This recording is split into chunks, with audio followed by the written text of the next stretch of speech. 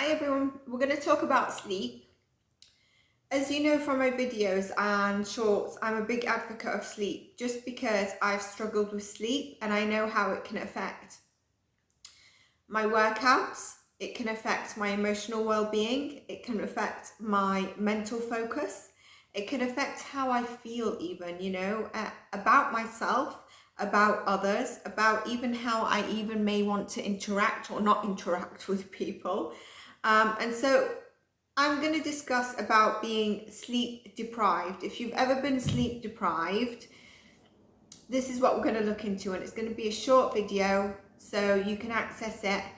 Now, just before I dive in, if you're a subscriber, thank you for supporting the channel. If you're new to the channel but you're a returning viewer, please do like and subscribe because it's going to help the channel grow, and these messages and videos and shorts get out to other people and they're going to be helpful to people, as well as people actually finding the truth behind all the noise and the uncredible sources that goes on, whether it's on different social media platforms, different coaches to sell stuff.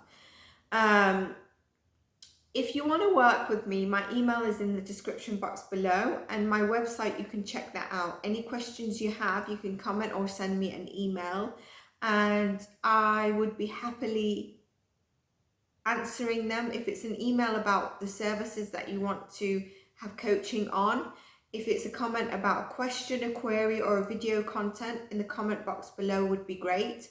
Do check the videos out. A lot of people just check the shorts out. The videos are not long videos, purposely driven to be straight to the point. If you notice, I don't waffle around in my videos, straight to the point, easy to understand, and really it's about delivering education to help us all live a better life, mind, body and soul, because I'm a big advocate for all of them being in line. All right, so have you ever been next to someone on an airplane that after 5 minutes have fallen asleep and you're like, I can't even fall asleep after 2 hours, so I might take something to help me sleep? Okay, sorry, I just knocked the camera stand. A lot of people I heard say it's down to, a good sleeper is down to their genetics. And I decided to look into this because I was skeptical. Some people can put their heads on a pillow and knock out, while others, like me, would have to suffer like trying to sleep, sleep deprivation, and that it must be for the rest of your life. Something didn't make sense to me. And yes, it was wrong. The main culprit was my system, or your system if you're sleep deprived. While genetics play a part, the thing that will determine your ability to get quality sleep is really around your habits. And also those habits include like trying to calm your nervous system down, trying to get your mind to slow down. What's your daily routine in terms of being able to, this is where I go into human design as well in my coaching, in terms of what is your human design to exert energy that will help you by the end of the day feel tired as well. So what I did is I looked into some studies, and scientists in Canada launched the largest study on how the lack of sleep affects the brain. And in the picture is, if you're sleep deprived, you've got the brain, and then there's a lot of highlighted particles. And then in the other one, there's less highlighted particles. And they created games that tested skills like reasoning, language comprehension, and decision making on sleep deprived people. They had one participant repeat these tests in an MRI machine to scan their brain.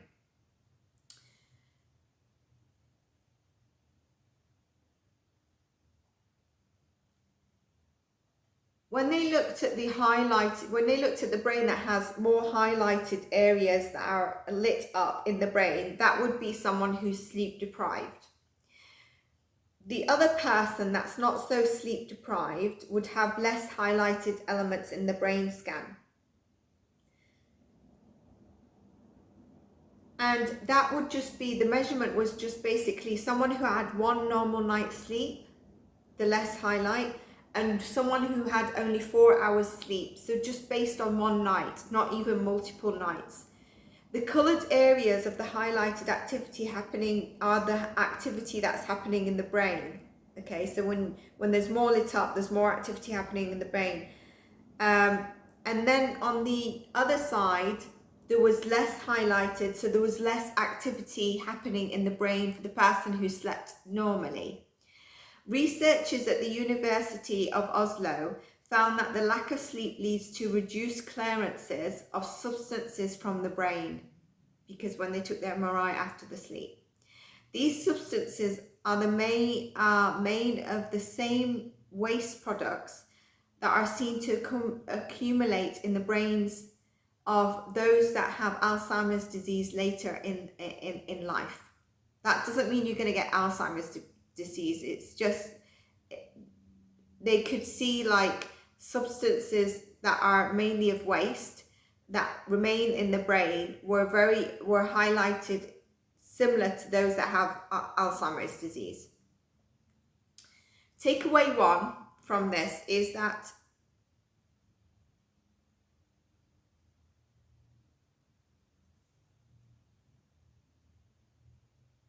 going back to what I said, how I feel when I'm sleep deprived. Takeaway one, you make worse decisions when you are sleep deprived. And I think we'll all agree with that.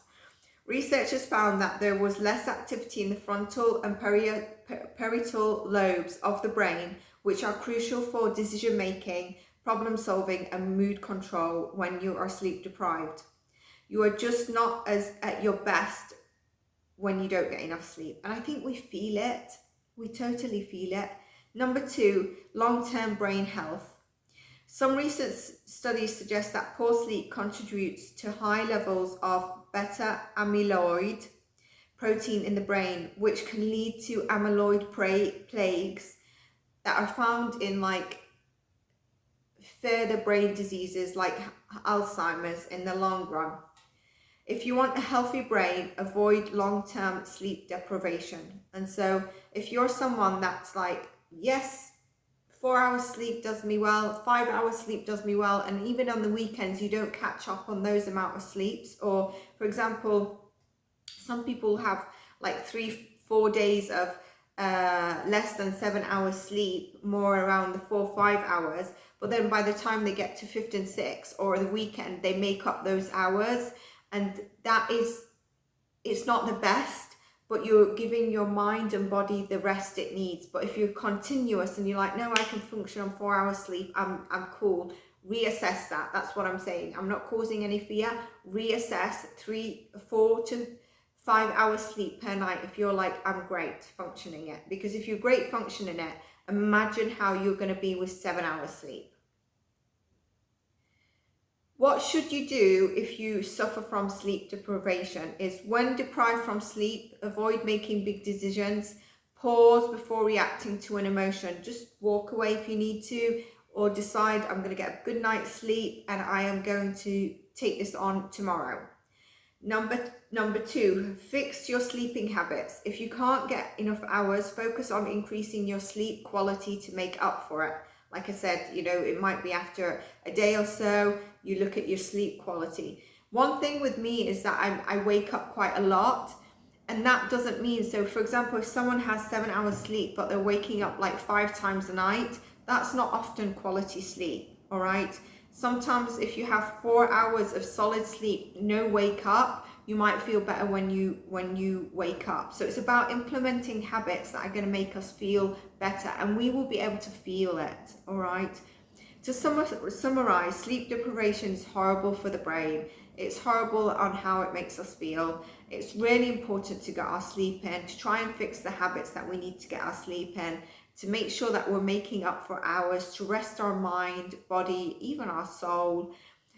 Do your best to avoid it, and at least be aware of what it does to you in terms of sleep deprivation.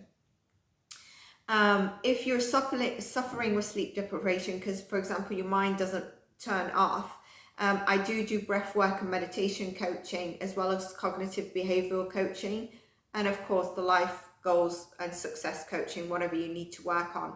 Leadership and mentorship coaching as well, which helps you really just not have so much mental energy in your head when you have someone else that's coaching you on what you want to do or how to handle the stress. If it's cognitive behavioral therapy, how to handle your daily routine, breathwork, meditation, yoga, healing, those sort of elements really help. You can't expect to have a great night's sleep if your lifestyle and what you do before bed prevent you from sleeping.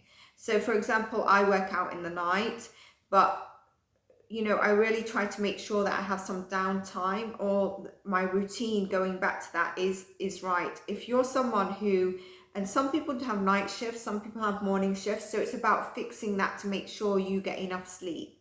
The routine that you can implement best for your sleep, not what everyone is saying.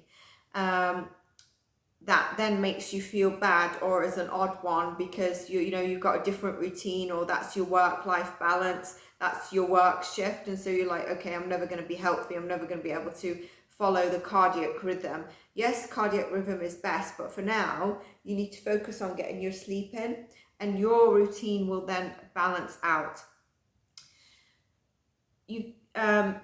When you fix your habits, you're able to get a deeper sleep, and without multiple wake ups at night. All right, really some downtime, and really don't, before trying to sleep, if you're someone who really suffers from, trying to chill, get sleepy, don't go watching horror movies or something that is high energy or something that is going to make you hyper, because that's not going to help you either.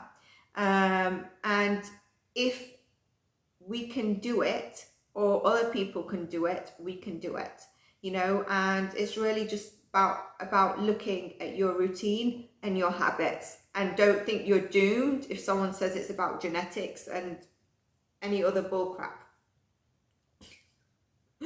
Had to get straight to the point there, just wrap it up with that word, eh? So I hope you enjoyed this video, I hope it helped, and I hope you, I, and everyone get a lovely night's sleep with the sweetest dreams, and take care. I'll see you in our next video. Bye for now.